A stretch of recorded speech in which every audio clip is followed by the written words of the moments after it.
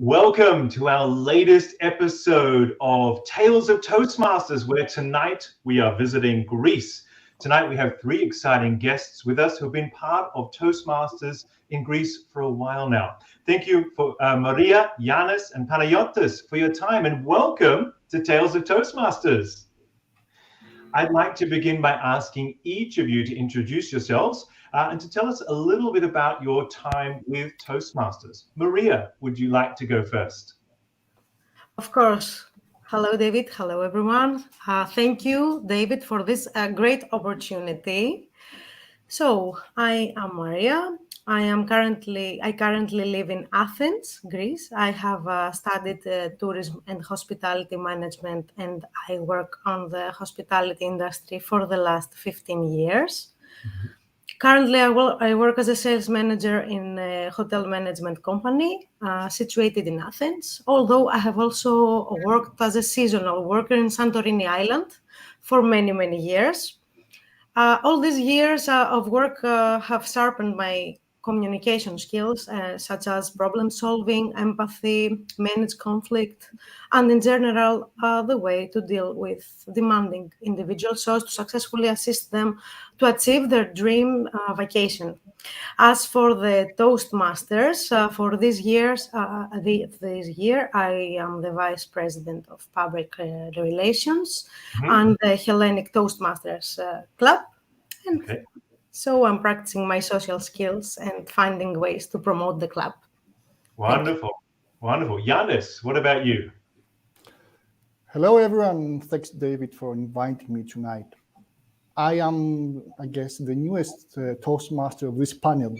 So I'm Janis. I'm an active duty Navy officer, and I joined Toastmasters back in October 2020, so 16 months ago. I joined to improve my interpersonal communication and to be more persuasive and confident when I give speeches. Now, what a remarkable journey so far. You see, using the Zoom platform, I've managed to visit clubs in 4 different continents and to make new connections and expand my resources, my helpful resources and people. And now I'm the Vice President of Education in Piraeus Toastmaster Club, a club that is empowering me to build my self-confidence and my leadership skills. Like today's motto, an inclusive club beyond borders. Wonderful. And that VPE role is not an easy one. So after only 16 months with Toastmasters, congratulations. Panayotis, what about your time with Toastmasters? Hello, David. Hello, everyone. Thanks for the invitation. I'm Panagiotis Karanikas, and I have been a Toastmaster for 3.5 years so far. I studied classics in National Kapodistrian University of Athens, and I like rhetoric. So Toastmasters, it is an organization and a program that has to do with public speaking. I'm a member of 2 clubs, a Greek-speaking one, Hellenic Toastmasters Club, and an English-speaking one, Glyfada Toastmasters Club. And I try to exploit every aspect of the Toastmasters experience, contest, projects like the Toastmasters YouTube project last year. I was a member of the team. Wonderful, wonderful. Well, certainly making an impact, the 3 of you. Thank you for those introductions. And also, we've got 17 people currently watching. So we invite you, those watching on live with us, to write in the comments if you'd like to ask any of our panelists a question, or maybe you have some comments as well. Please feel free to do so. We can see those comments live, and we'd be happy to talk to you and interact with you as we go. So let's explore Toastmasters in Greece. I'd like to ask you, Janis, how many clubs are there, and when was the first club established? So at the moment, we have a dozen clubs. The last club was started last December. 1/3 of them are corporate clubs, and 11 out of 12 are located in the wider area of Attica.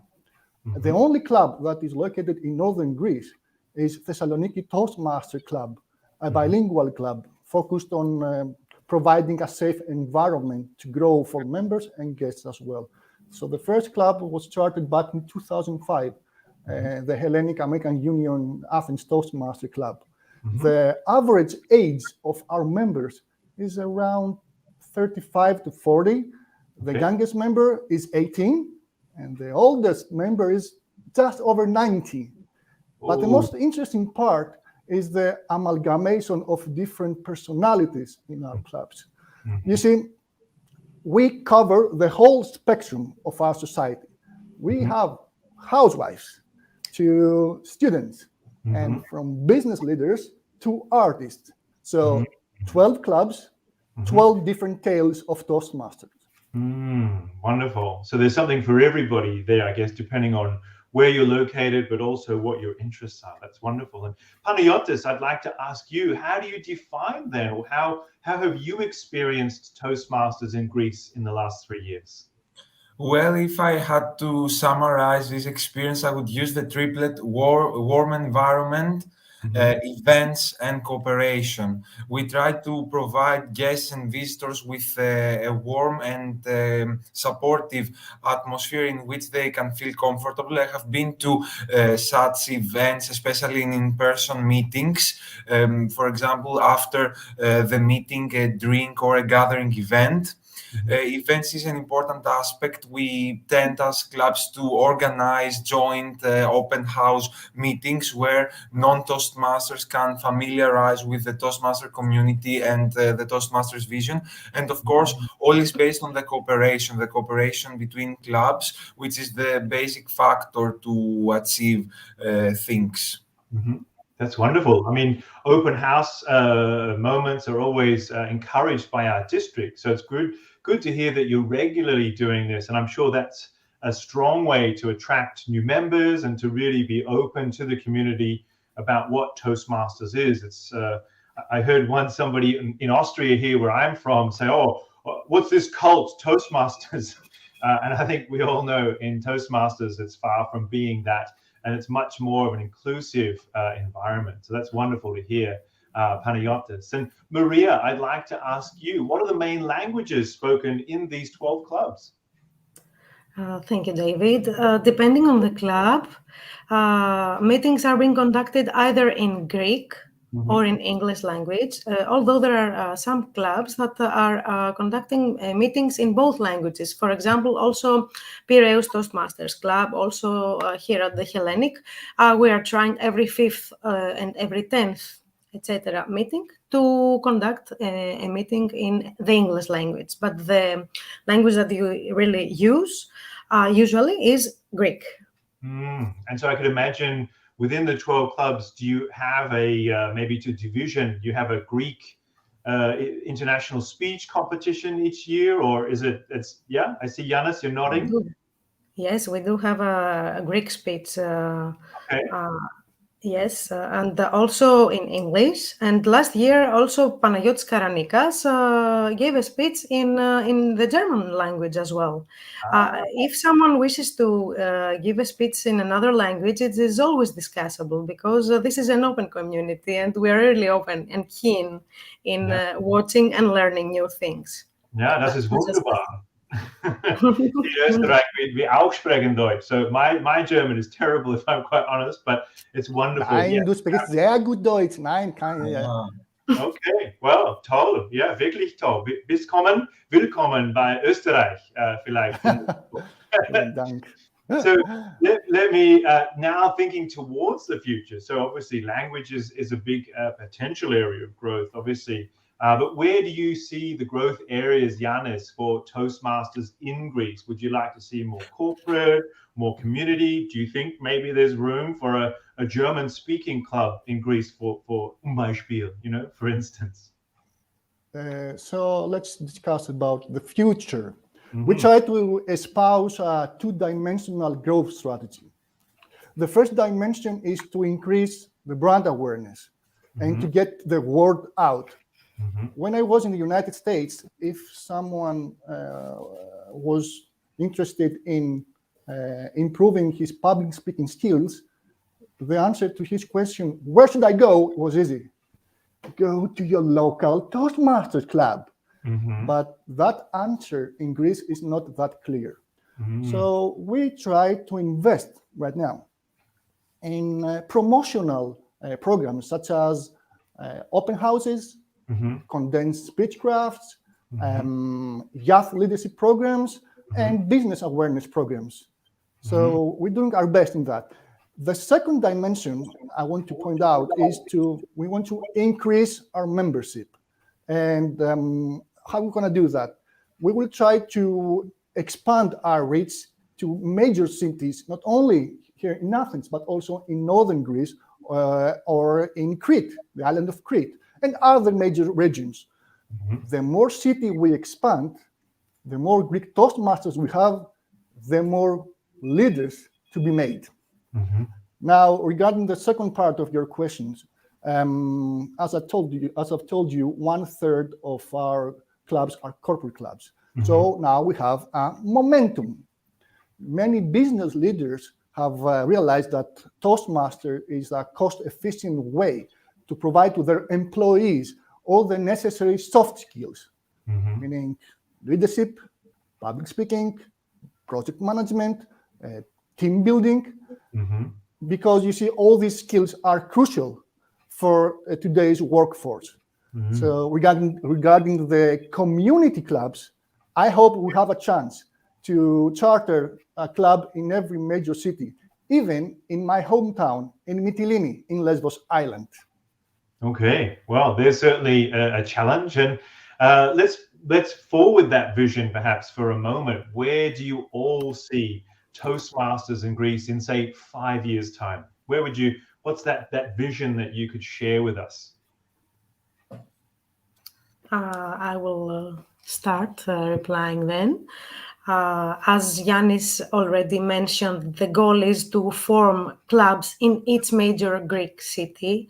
This is not always easy, but this is a goal. Let's start with that.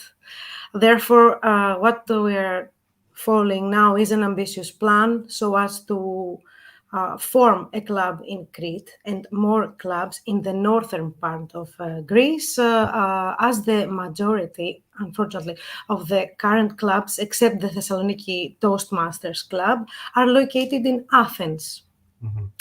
So this is the goal, where we see Toastmasters in the next 5 years, and we're following that plan. I don't know if Panagiotis would like to continue. I totally agree with Janis and Maria. This is our division's vision to have at least one club in every big city of Greece. And I would add that it would be great to initiate youth leadership program in schools on a regular basis and get the school community to familiarize with it. So that maybe belongs to our plan, our vision for the next 5 years. Yeah. So, absolutely. well, I am sure that in the next 5 years, at least 1 or 2 members will reach the semi-finals of the World Champions of Public Speakings. And I am sure that in the next 5 years, the default answer to the question, where can I improve my interpersonal skills and communication skills, would be go to your local Toastmaster club. And I am sure that in the next 5 years, our division here in Greece will be proud of many Greek Toastmaster members that will follow the footsteps, if I may, of the Greek orators of the ancient Greece, like Demosthenes or Isocrates. Yeah. I wish that we would be, in the near future, the ambassadors of pathos, ethos, and logos. Absolutely. It's where those 3 principles with Aristotle were invented. So, of course, you have to lead with this example. So, thinking now about notable Toastmasters of Greece, is there anyone that you would like to mention? We had Metaxia play. She was our second district director in our new District 109 a few years ago. She's been a significant player, but there must be others, DTMs, competition winners, and maybe people, founders that you want to give mention to. So I open it to the 3 of you. Maybe each of you have someone in mind. If I could make a start, I would say it is true many members of our clubs are distinguished in many aspects of the Toastmasters activity, but however, the first person I can recall is the distinguished Toastmaster Peter Karagiannakis. Let me first and foremost say that Peter has decades of experience in Toastmasters in this organization, and of course, this is also thanks to his profession as an English language university professor. He provides us always with great staff information and good practices we have to effect here and apply in Toastmasters. It is notable. It is we have to mention that he represented our District 109 in 2020 at semi-finals, semi-finals of international speech contest of Toastmasters International, and he's a champion of public speaking and leadership, a great teacher and mentor. Yeah, absolutely. Anyone else, Maria or Janis, do you have in mind? Certainly, there are, I believe, plenty of DTMs and in general Toastmasters that we can see ourselves in order as mentors. And I can recall Dimitris Diamandopoulos. He's also a distinguished Toastmaster 2 times, and he is the godfather of the most Greek clubs. He is currently the finance manager for the District 109, and except that, he has also supported many clubs to charter. Also, he is the man with the plan. The man with the plan to execute. I believe that everybody could agree with me at the moment. And also, he is having such an, or of course, okay, he's a lawyer, but it's a way of admiration because he has a very well organized way of thought, and he always inspires all in many ways. Wonderful. Yes. I had the pleasure, and I haven't seen him for a while, but a few years ago we met, and certainly our finances need to be in good order at our district. So that's great. Janis, what about you? So, from my part, special mention to the distinguished Toastmaster Barbara Kondilis, who brought Toastmasters in Greece back in 2005, since she was an officer for many years to various clubs back in the United States. She chartered the first club, as I told you earlier, the Hellenic American Union Athens Toastmaster Club, as a corporate club in the beginning, but they quickly became a community club. So by all means, we owe you, Barb. Yeah, wonderful. Thank you for sharing, the three of you, three distinct individuals who've really played a role amongst many others, but it's wonderful to highlight both those who have brought it to Greece and how they're currently involved at different levels of our organization. So let's turn our attention now to community, culture, and cuisine of Greece. And I had the pleasure to visit Athens a few years ago for the joint conference, the last conference we had in Europe before we split into 6. And I've also been to the island of Kastellorizo twice now with some friends, 2 of whom got married, one on the island, a Greek man to his partner. And it was a wonderful experience. So if I were traveling to Greece at some point for another conference or for something else, I'd like to ask you, Maria, where do you recommend I go with your background in tourism? What's on the sightseeing must-see list? But of course, we know of the Pantheon, these big centers of excellence, of course. But maybe you have a tip for a few lesser-known spots that we could consider. Okay, I will try to be brief because, okay, it's Greece and there are a lot of monuments and sightseeing that one must visit. In the case of Athens, of course, one must visit and explore the ruins of Acropolis, admire maybe the view of Athens from the Lycabettus Hill, and of course, grab the opportunity to see the Odeon of the Herodes Atticus, maybe if he sees lucky also a concert there. After all this beautiful sightseeing, maybe a dinner with dance in Plaka. It would be ideal. And let's not forget about the great nightlife Athens has to offer. Bars, clubs, etc. Are already here to welcome everyone. But further than that, if there is still some time, it is also recommended for someone to visit either the temple of Apollo at Delphi, which is on the Mount of Parnassos in the central Greece, or to do some island hopping. As for me, I am an island person, so either the closest islands, which is Hydra, Spetses, Poros, Aegina, okay. But in case of more than 2 days or 3 days, I would highly recommend the island that I have worked and love, Santorini, because one can watch the magical sunset there, admire the volcanic caldera, and of course, the local cuisine is an experience that will make everyone feel grateful once tasted.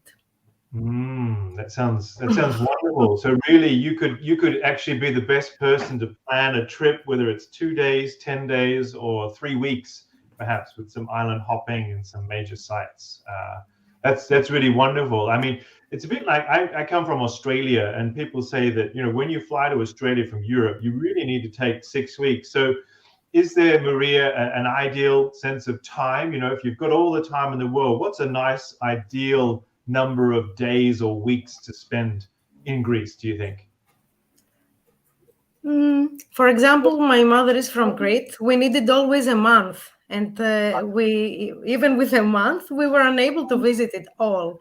But in Toastmasters, we are also practicing time management. And if this is the case, I strongly believe from my experience with the guests I have hosted in the past that 3 weeks are great in order to visit the most specific places, maybe in the whole Europe, like 2 or 3 countries, such as Italy, Spain. It depends, of course, if it is summer or if it is winter.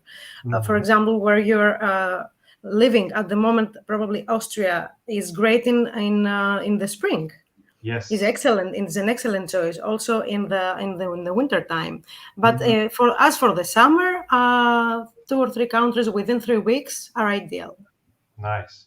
And what I mean, I looked at my watch. It's 3 degrees here in Austria. What's the temperature like today where each of you are? How many degrees is it? Today, right now it's 11 degrees. 11. Goodness. Yeah. Well, that's already a nice jump. So maybe summer or winter, as you say, springtime in Austria is wonderful, but maybe wintertime in Greece is still beautiful. And obviously summer is where it's known for people to come and visit. So maybe at all times of the year. But that's great. Thank you for that, Maria. It's always great to have an insight from someone who's obviously also an expert in that area. And having discussed your country, what about other notable Greeks? And of course, you've had many notable citizens throughout thousands and thousands of years that are known internationally. But I'd like to ask you, Janis, maybe there's a couple of others that are worth mentioning, people that past or present that we've maybe not heard of as much that you could share with us. So, David, most of us have read or heard about some historical figures of ancient Greece, like Alexander the Great, Socrates, Plato, Leonidas, Pythagoras. But I would like to spotlight some notable modern Greeks. In medicine, Dr. George Papanikolaou, the inventor of pap test that saved millions of women's lives from cervical cancer. In maths, Professor Kara Theodori, a major contributor to thermodynamics and complex analysis. In arts, the greatest opera singer of all time, Maria Callas, or the painter, Domenico Theotokopoulos, also known as El Greco. And not as well, I would like to also mention Nikos Kazantzakis. Everyone knows Zorba the Greek and the famous Oppa from the movie. Now, fast forward 2021 and 2022. We have the best basketball player in the world right now, Janis Adetokounmpo, right? And a rising Hollywood star, the director Lanthimos, a well-known entrepreneur, Ariane Huffington or Stasinopoulou. And last but not least, most of the top 10 ship owners in the world are Greeks, like Angelikousis or Frangu. Okay. Well, thank you for that list. It's certainly long, and it's wonderful to still hear that certainly from those areas of medicine and basketball, opera, that people are making their mark in the world. And as they did in antiquity, they are now, which is wonderful. So thinking now about the cuisine and the food of Greece, and we're all familiar with the Greek salad, you know, some roasted meat and marinated vegetables. But Panagiotis, what other types of food in particular is Greece really known for? Or, I mean, when I visit, based on Maria's invitation and itinerary, maybe there's something that I should really try specifically, and maybe you have a recommendation for a restaurant. I open it to you all, but Panagiotis, please, your thoughts.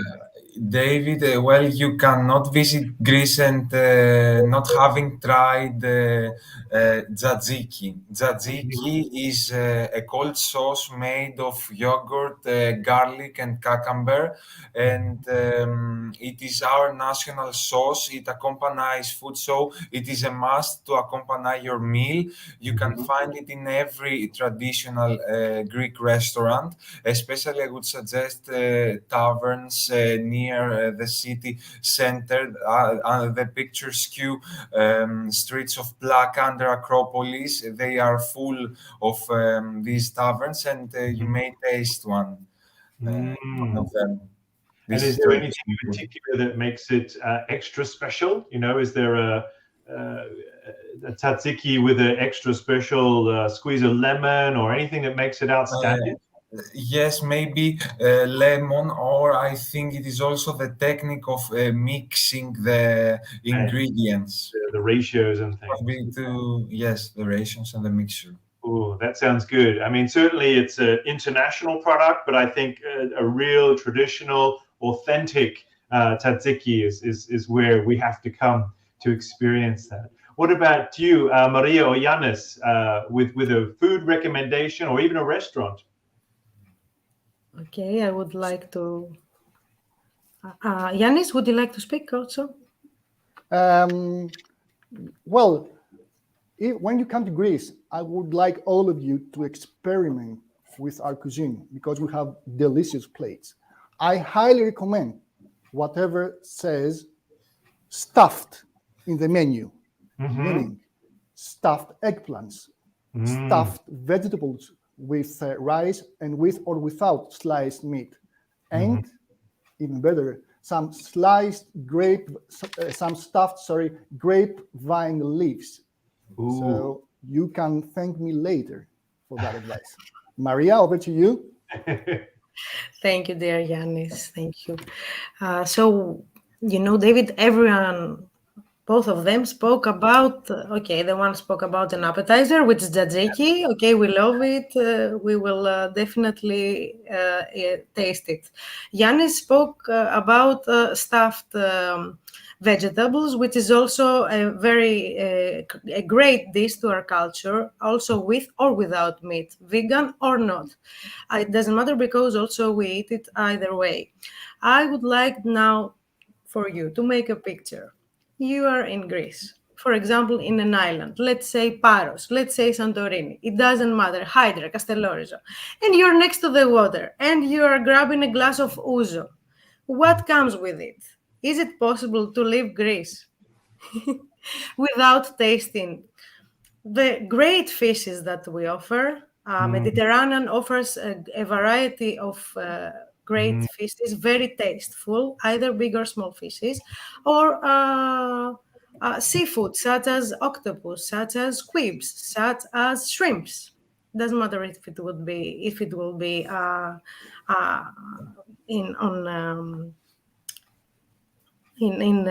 fried or not. It is always delicious.